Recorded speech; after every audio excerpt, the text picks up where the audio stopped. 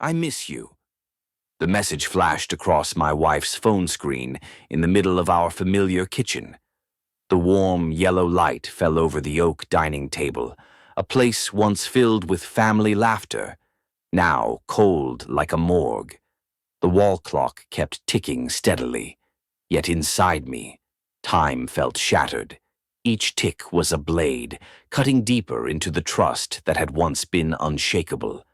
I looked around the half-finished cup of coffee, the wrinkled tablecloth, the shadows creeping into every corner.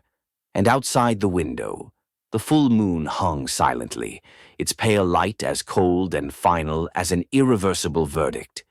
Before the story begins, don't forget to hit like, share, and subscribe to Revenge Insight. Thank you. I am David Turner, 42 years old, living with my wife, Lisa, and our 16-year-old daughter, Emily, in a small house on the outskirts of Anaheim, California.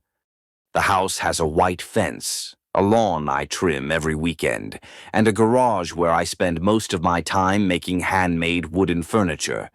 The job isn't luxurious, but it's enough to support the family. Enough for Lisa to occasionally shop at Walmart.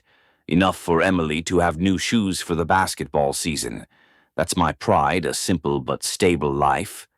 In the mornings, golden sunlight streams through the kitchen window, falling onto the oak dining table I built with my own hands. Lisa usually stands by the stove, her brown hair falling gently as she flips pancakes for Emily. My daughter's laughter fills the room and makes me feel my life is complete. I thought I was lucky. I believed that happiness was as solid as the oak wood of that table. But then, a small crack appeared. At first, it was only a feeling. I'm not a suspicious man. But sometimes, when Lisa set her phone down on the table and the screen lit up with a message, she would quickly swipe it and smile to herself. I told myself, maybe it's just friends from work, nothing more. I tried to believe that. Believe it to keep the peace. Believe it to keep from shattering this home. That evening, after dinner, I sat in the living room, watching ESPN basketball.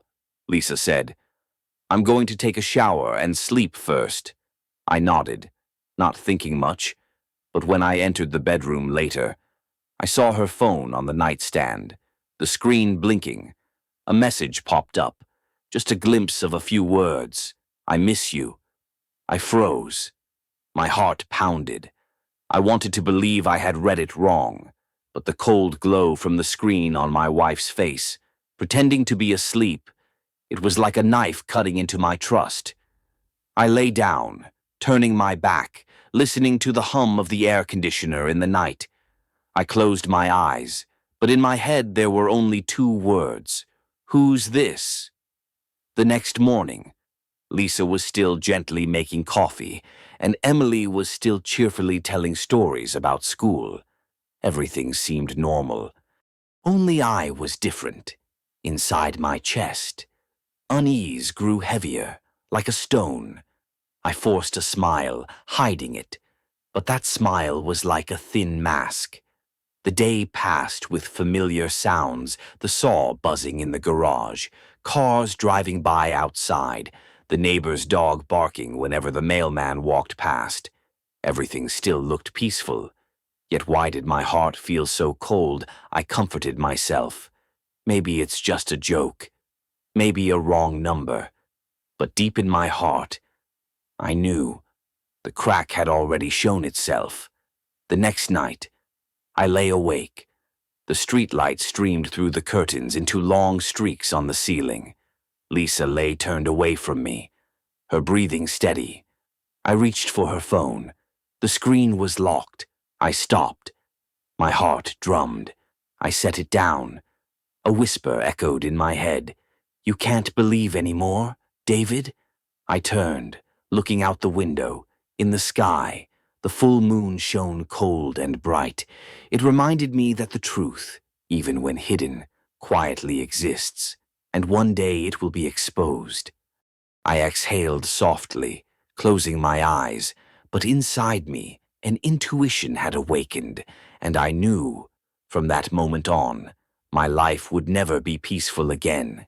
I started paying attention to every little detail, every look, every message, every gesture. Ever since I saw the words, "I miss you," I couldn't go back to how things were. Lisa's smile no longer looked beautiful to me. It looked fake. I no longer heard her familiar footsteps. They sounded heavy, like a drumbeat announcing something bad was coming. Each night, I lay awake, staring at the woman beside me, the one who once swore she'd be faithful, the one who used to call me home. I whispered in my head, why betray me? One afternoon, while I was building a table in the garage, Lisa's phone rang on the kitchen counter. I quietly walked in. The name on the screen was familiar and yet strange. Chris Brennan. I knew him, a co-worker of Lisa's, a good-looking guy who'd chatted politely with me a few times when I picked her up after work. My heart clenched. Once could be a coincidence, but many times I couldn't ignore it. I began to follow the trail. I installed a small camera in the living room and another in the bedroom. Years of woodworking had made me meticulous. This time, I was meticulous in finding the truth. Days passed, and I watched in silence. Lisa still went to work, came home, cooked, laughed, like a normal wife. But I knew something was hidden. I watched how she held her phone, always face down. I heard a little giggle when she texted in the bathroom. I saw her eyes light up in a strange way, no longer looking at me, but at someone else. Am I crazy? Am I suspecting for no reason? I asked myself. Then the voice inside answered, "No, David, your gut has never been wrong." One evening, Emily went to bed early. I sat alone in the living room and opened my laptop to check the security cameras. My heart raced when I saw Luke know. When I saw Lisa open the door for Chris. He walked in. They embraced, right here in our house. I clenched my fists, wanting to rush out, to scream. But I stopped. I knew if I acted now, I'd only have words. I needed proof. I needed the undeniable truth. In the days that followed, I became quiet. Emily asked, "Dad, why do you look so sad lately?" I gave a forced smile. Nothing, just work. But inside, I felt like a stormy sea. Then, an unexpected twist happened. The person who knocked on my door one rainy afternoon was Karen, Lisa's sister. Her face was hollow, her eyes red. "David, I have to tell you something." Karen trembled, biting her lip. I invited her in and put a hot cup of tea in front of her. Karen looked at me. Her voice choked. "Lisa, she's not only cheating on you. She borrowed money from me, saying it was to help you open a workshop. But in truth, she gave it all to Chris." I was stunned, hurt and furious at once. It turned out the betrayal wasn't just emotional. It was also a betrayal of trust and money. Karen started to cry while I sat like a statue. A question echoed in my head. Did I marry the wrong person? Does this woman have any conscience at all? That night, I replayed the camera footage. This time, what I saw nearly drove me insane. Lisa and Chris on our marital bed. I trembled, my hands sweating. I grit my teeth to keep from shouting. I stared at the screen as if trying to carve the betrayal into my heart. Why? Why here? Why turn my home into this filthy place? I repeated over and over. Each question was a knife. Each image was a cut. I closed the laptop and held my head. My heart pounded. I wanted to storm into the room and confront them right away. But I restrained myself. Not yet. I needed a plan. I took a deep breath and looked out the window. The night rain fell in sheets, beating against the glass as if reminding me the truth was out. It was only waiting for me to act. And at that moment, I decided I wouldn't let Lisa and Chris get away. I would expose everything in front of her family, in front of the whole world. I chose a quiet evening. Emily had gone to spend the night at her friend's house. The house was left with only Lisa and me. The warm yellow light spread across the living room, covering everything with a false sense of coziness. I sat there, on the wooden chair I had built with my own hands, a cold beer in my hand. My heartbeat is slow but heavy.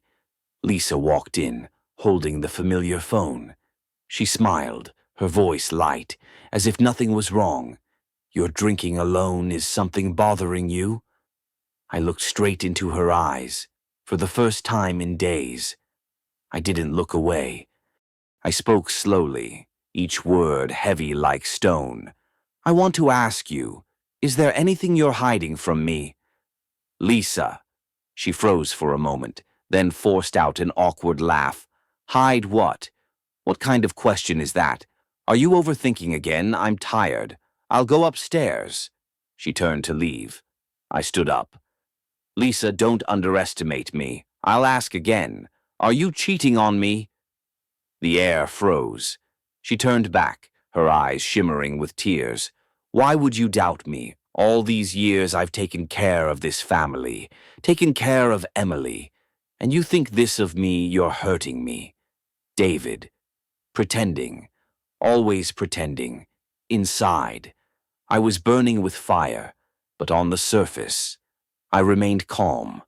I stepped forward and placed the laptop on the table. One click. The screen lit up. The images appeared. Lisa and Chris, in this very bedroom. The room went silent. Only my heartbeat remained. Loud. Relentless. Lisa's face turned pale. She stepped back, her lips trembling. "No, it's not what you think. It was just a mistake. Only once," I shouted, my voice breaking apart. "Once stop lying." "Lisa, 6 months. For 6 whole months. You made a fool out of me in my own house."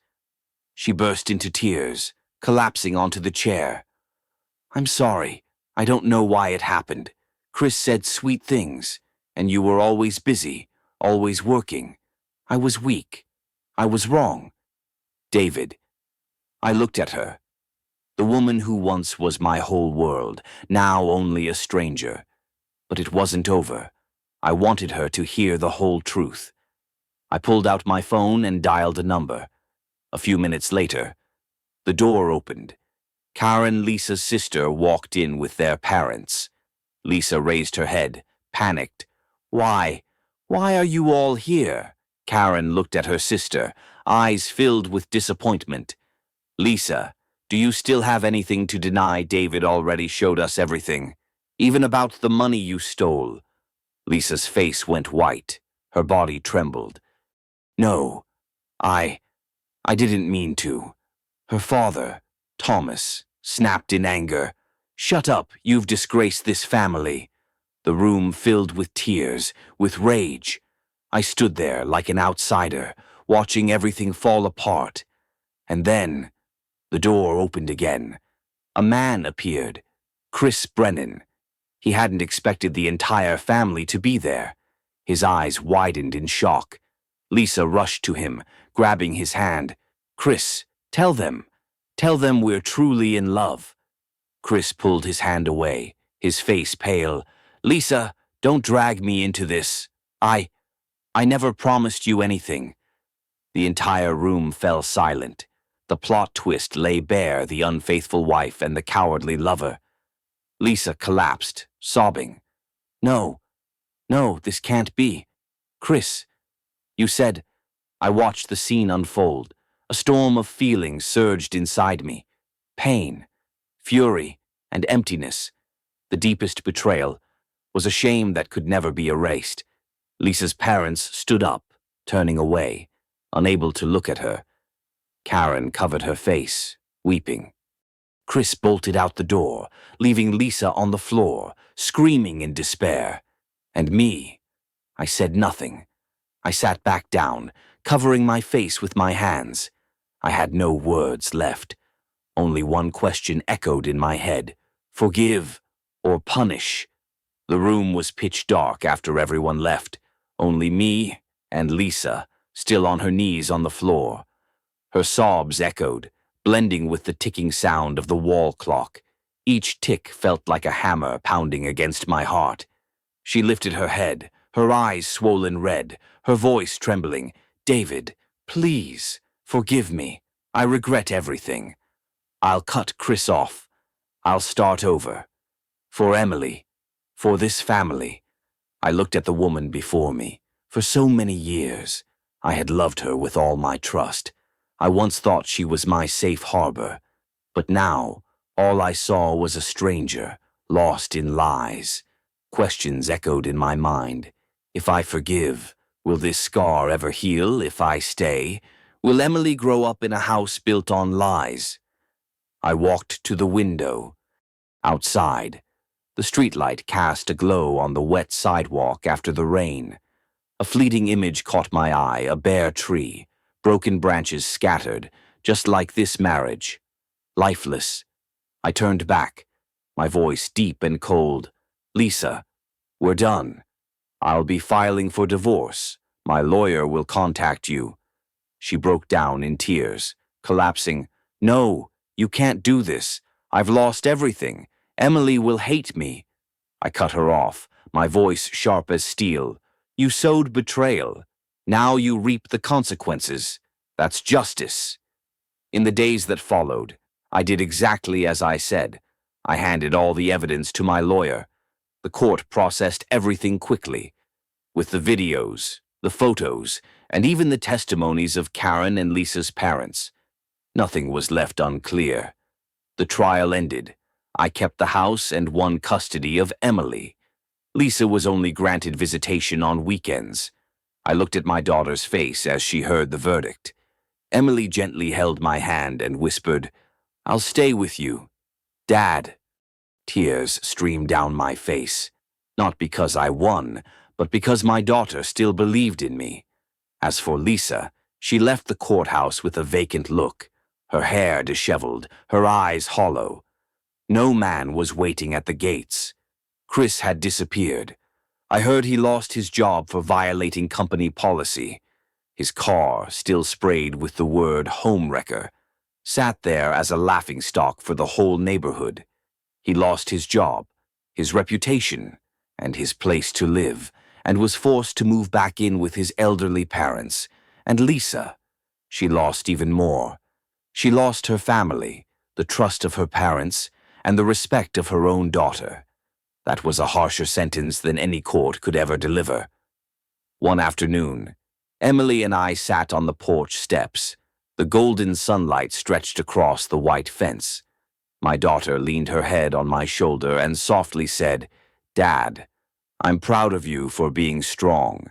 I know there will be hard days, but we'll get through them." I held her close. In that moment, I understood my family wasn't entirely lost. I still had Emily, and we still had a future.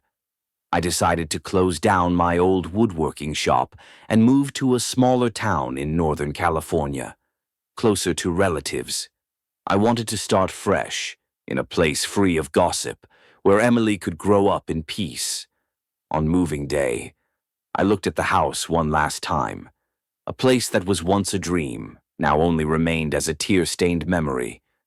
I whispered, "Goodbye, Lisa. Goodbye, past." I carried light luggage, but inside, I felt more at peace than ever before.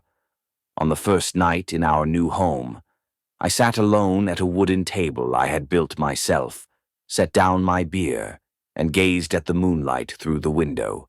I thought about it all, and I spoke to myself in silence, as though to my own soul and to anyone who might be listening. How painful it is when the one who once shared your bed betrays you.